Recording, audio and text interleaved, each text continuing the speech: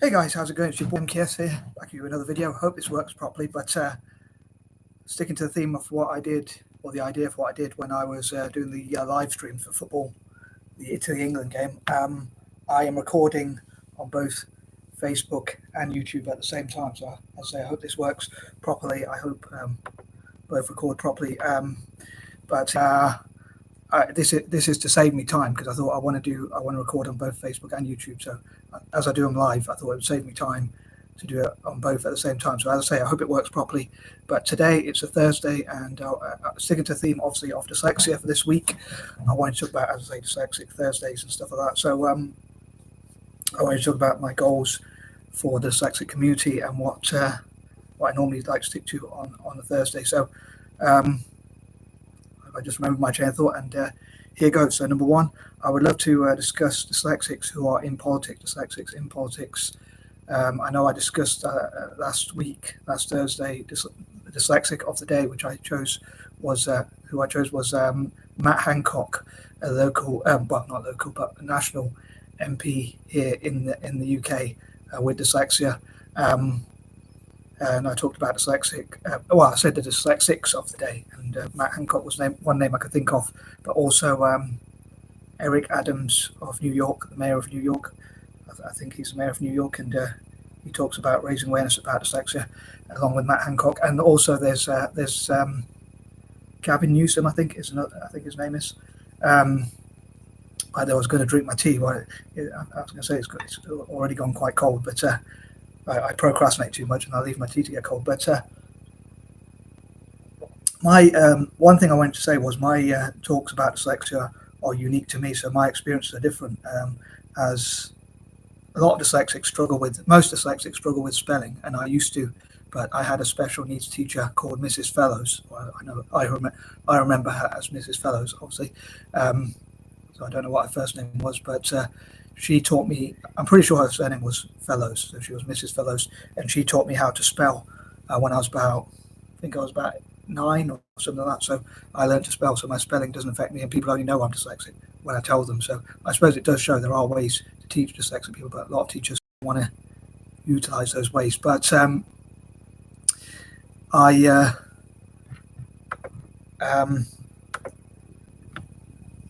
I'm going to my Facebook account because for those who watch on YouTube, but anyone who's kind enough to support my work, if you like, as I might call it, works, please check out, if you're watching on Facebook, please check out my YouTube channel if and when you get a chance, and if you're watching on YouTube, please try and check me out on Facebook if you can. But yeah, as I say, I want to raise the profile of dyslexic politicians like Matt Hancock, and Gavin Newsom, as well as Mayor Eric Adams and others who are trying to also raise awareness of dyslexia. People like Peter Kyle. Matt Hancock is a Conservative MP, or Tories as some people might call it, a Tory MP, and Conservative, Tory, whichever term you want, is in the UK.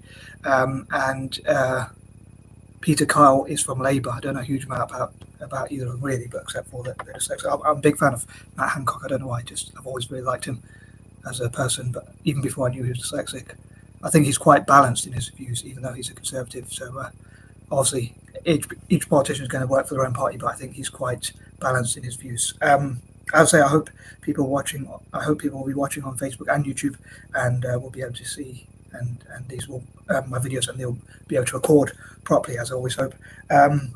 Number two, I would love to hear from my fellow dyslexics about. I'd love to create a network. As it's Thursday, and I think of politics on Thursday because of the show Question Time, which is on Thursday night here in the UK. I suppose that's why I think of, like, two things I mainly think of on Thursdays are goal setting and politics. So I'd love to create a dyslexia network, although I imagine that dyslexics have different views. Like, some might be more right wing, some might be more left wing, and it might be difficult to get all in the same room, or even on Zoom or whatever. When I said in the same room, I meant like metaphorically as well as, or possibly, or physically. I'm sure it'd be even harder to get in the same room, as well as the space we would need to actually to discuss ideas. But I'd love to see what we can learn from each other, as well as, like, in politics, as well as also in goal setting and political lobbying and things like that. And I suppose it will be difficult. As I say, Peter Kyle's from the Labour Party and Matt Hancock is from the Conservative Party, so it'd be hard to see how they could work together. So maybe it's another one of my pipe dreams, I don't know. But I thought it would be an interesting idea if we at least had some discussions, amicable discussions, even if we agree to disagree, one of my favourite phrases. So you don't always have to argue just because you have a difference of opinion. Number 3, I'd love to hear from my fellow dyslexics, as I say, about your political opinions. Any dyslexics who might get to watch these videos. So please do share your views as a dyslexic person, what your political views are. I hope people will keep it nice and polite. I always believe in freedom of speech and freedom of expression. I just hope people won't be rude, obviously, to each other, to me or each other, especially not to each other. And but I'd love to hear from my fellow dyslexics about what you think. Now, me personally, I'm a libertarian, and I'm sure there are many dyslexics who are libertarians as well, which you might not think would be like conservative or whatever. But me, I don't believe in force. I do believe in free choice. I know you said in the wrong order there. I do believe in free choice. So I don't really, as a libertarian, I don't want to force schools to change, as I often mentioned. I don't want to force employers to give us opportunities and things like that either, and that kind of thing. But I do want to give us all choices, so that. So I personally stand for libertarianism, but I'd love to hear from my fellow dyslexics. Some might be socialists, communists, or whatever else. But it'd be great to hear from us about what, and also I'd love to know what freedom means to you. I mean, a lot of the rules are about like forcing schools to sort of give us opportunities, I think, and in my opinion, and also about forcing teachers to change and all that. But the school works on a curriculum, and I suppose you could say taxes are forced anyway. And to be honest with you, I have a controversial view that even though I'm a recipient of benefits, I believe that tax is enforced tax is robbery, really, in my opinion. Because if you think about it, any other situation, if someone came up to you and said they want a percentage of your money, and if you don't give it, you have to, they'll send the boys around and lock you up or something like that. I was thinking to say tie you up, but that would probably come across a bit wrong. But yeah, that would. But the government can do that legally, so they've changed it to legal. And I think similar with like invading other nations. But anyway, I'm going off tangents a bit. But I'll say I'd love to hear what other dyslexics think, even ones who are socialists, communists, more left wing, and that kind of thing, as well as ones on the right, like me. I'm centre right, kind of, and centre left in some decisions. But I'll say I'm a libertarian, to put it simply. But I'd love to know what dyslexics think of, like what freedom means to you. Number 4.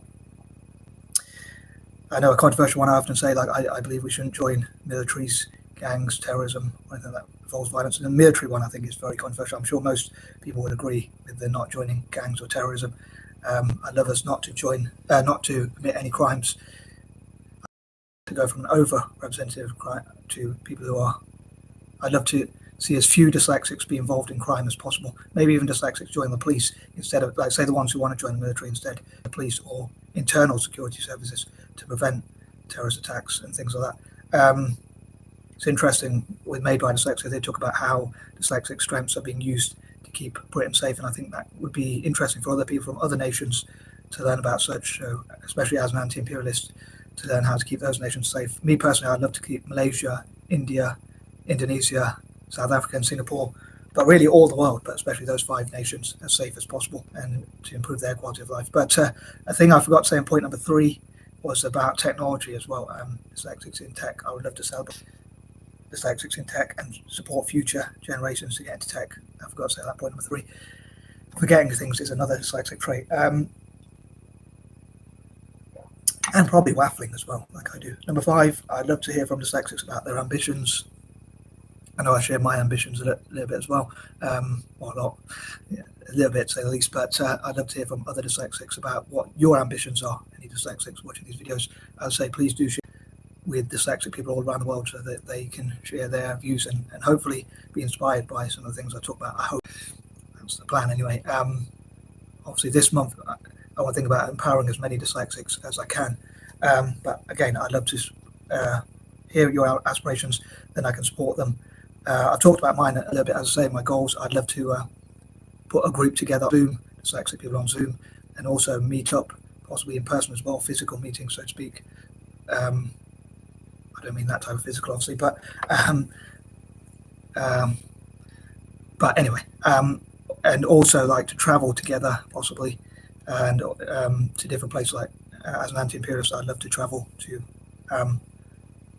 developing nations and also former colonies, and like raise awareness about dyslexia in those nations, have summits, events, conferences and things like that, as many events as possible and that kind of thing in those nations, like across Africa and Nigeria, Kenya and the rest of Africa and Asia as well, especially those nations I've mentioned: Malaysia, India, Indonesia, South Africa and Singapore. I'd love to showcase what we can do for those countries and the school I support in Kenya. I was going to say something about that, but I think I'll leave that for later because I know these videos do drag on a bit.